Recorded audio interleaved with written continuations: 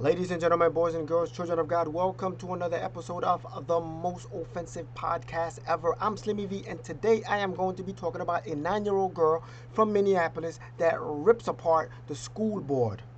Let me give you context into why she ripped them apart and why this speech was written. The school board comes out and says this is going to be a politically free zone.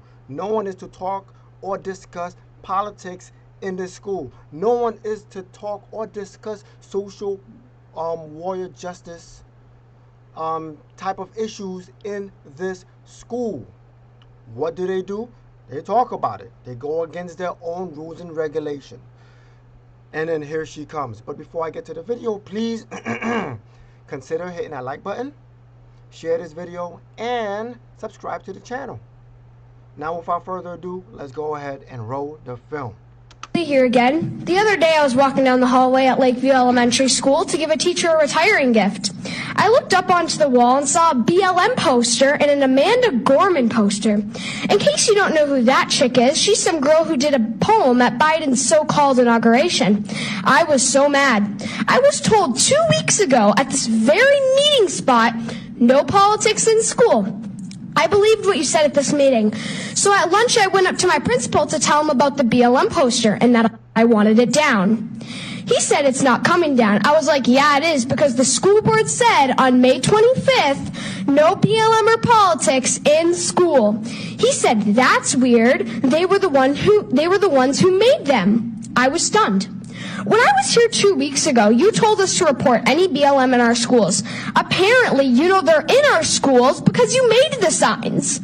I said there should be no BLM in schools, period. It does not matter the color you make the posters and the font you use. We all understand the meaning. It is a political message about getting rid of police officers, rioting, burning buildings down while King Governor Welch just sits on his throne and watches. We all know.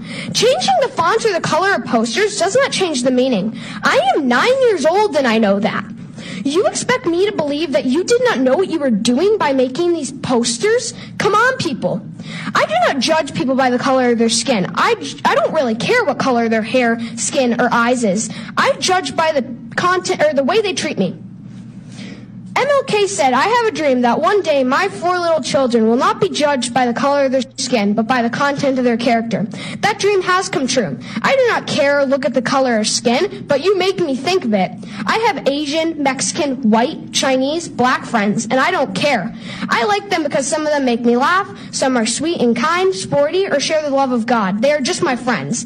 You have lied to me, and I am very disappointed in all of you. You cannot even follow your own rules. If you're going to do that, why do we follow any rules we deemed unfit or ridiculous? Wow. Well, there you got it. Now, I am going to sort of kind of give my opinion on the speech itself. Number one, I think the speech in its full context is good. I think it's right. I think it sends a strong message. The person saying or reading the speech, whether she wrote it or not, because she read it very well, you know, for a 9-year-old, she read it like she wrote it, you know. So, I mean, if she wrote it, then hey, kudos to her for her bravery. Now, here's what I gotta say about her. She's 9 years old. She's white. She's young. She's a female. And the reason why I am bringing up the fact that she's white is because we live in a very polarized society at this moment. Anything you say, if you're white, can be deemed racist. What we do not want to do is put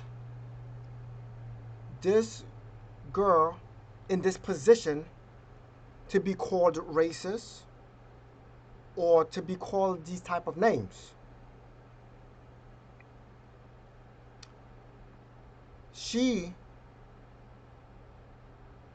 Children should not be used in this way. That's just my opinion. Now, if that's something she did out of her own because she just felt the need to, oh, well, you know what? It is what it is. It is what it is, you know? Kudos to her for her bravery. She is right about what she said. Now she got to be careful about certain terminology, calling Amanda the young lady that wrote the poem during the Biden administration, calling her chick. People are gonna look at these things. They're going to forget everything she said in this speech, and they're going to focus on the fact that, oh, she called Amanda a chick. Oh, that's so disrespectful. She must be a racist. She must be a daughter of a Klans member or something. Like, we got to be careful. You know, good speech. I agree with it. I personally think BLM, they use black lives. They profit off black lives dying at the hand of white police officers. That's what they do. Okay? They profit off of that. Instead of teaching black lives to not disrespect, you know, to not resist officers, okay? Live to fight another day. Instead of teaching blacks to do this, they tell them to speak up. You have the right to do this. Where it's like saying, you know what? Things can escalate if you start resisting. That's what they should start teaching. Now, I digress. Back to the speech. I think it was well written. If the school had rules and regulations in place to not talk politics in the school or any social justice warrior issues such as Black Lives Matter in school, and they went against that, she is right to come against them. She's absolutely 100%, 1000% right to come against this. Brave of her, although I disagree that a person that age should be doing it, because I don't know if she can take the backlash or the reaction. Okay? Young minds are very fragile, so we want to protect our youngins as much as possible. Black, white, brown, we need to protect all of them.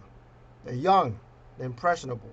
Their feelings can get hurt really quickly. Listen to what she said. She really believed what the board put in place. She went to the principal or the head of the school and said, look, there are these posters there. You said that we are not to have these posters on the walls in the school or any type of these talks.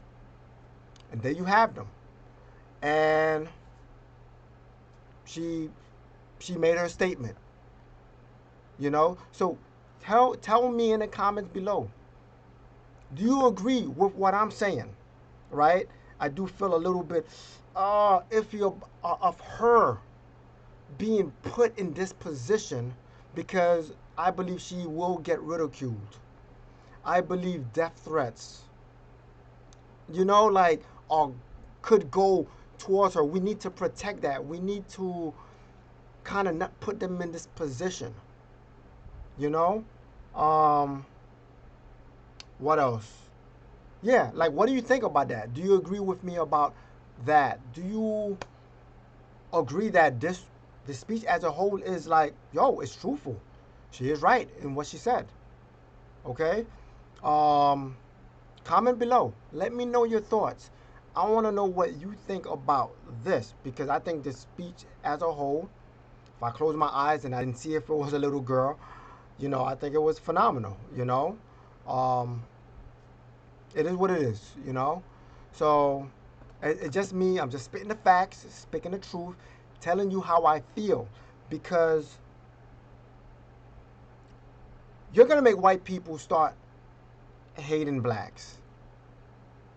If you believe racism exists, what are you going to do to the children that are coming up, that are seeing all of this?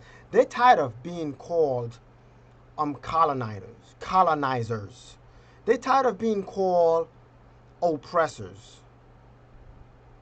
They're tired of being called, what do you call it? Crackers. They're tired of all these names. And if we are continuing to call these people white supremacists, oppressors, what do you think you're propping them up to be? You're going to create racists out of them.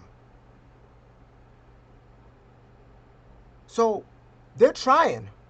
They're trying. Like, people don't want to be racist.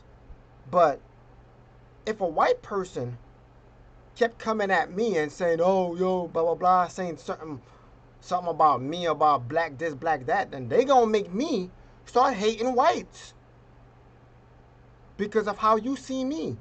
So what makes you think that white people are not going to start to really become racist if you keep calling them all these type of names? We got to be careful. Let's stop this divide, this whole division thing. We need to stop that. All right. Anyway, I'm not going to go on with this because I needed to share this and share my thoughts on this video, because it is alarming when you start seeing children stand up because they seen through the bull of BLM. They start to see the bull of it and starting to be bold enough to stand up and speak their voice. Their voices are being heard. There you have it.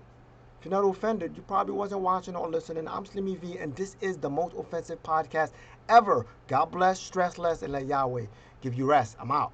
Peace.